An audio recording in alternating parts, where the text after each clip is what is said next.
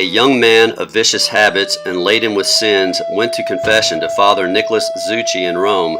The confessor received him with charity and, filled with compassion for his unfortunate state, assured him that devotion to Our Blessed Lady could deliver him from the accursed vice to which he was addicted.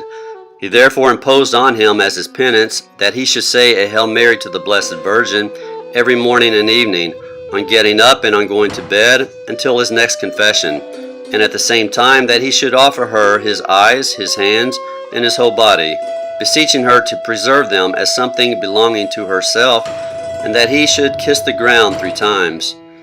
The young man performed the penance, but at first there was only slight amendment. The Father, however, continued to inculcate the same practice on him, desiring him never to abandon it, and at the same time encouraged him to confide in the patronage of Mary. In the meantime, the penitent left Rome with other companions, and during several years traveled in different parts of the world. On his return, he again sought out his confessor, who to his great joy and admiration found that he was entirely changed and free from his former evil habits. "My son," said he, "how hast thou obtained so wonderful a change from God?" The young man replied, "Father, Our Blessed Lady obtained me this grace on account of that little devotion which thou taughtest me." Wonders did not cease here. The same confessor related the above fact from the pulpit.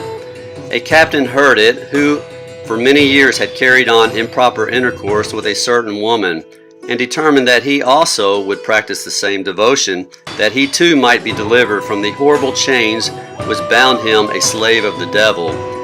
For it is necessary that sinners should have this intention, in order that the Blessed Virgin may be able to help them. And he also gave up his wickedness and changed his life. But still more, after 6 months, he foolishly, and relying too much on his own strength, went to pay a visit to the woman, to see if she also was converted.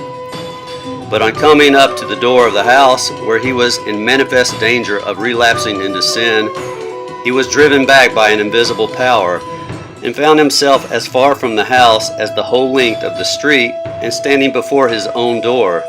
He was then clearly given to understand that Mary had thus delivered him from perdition.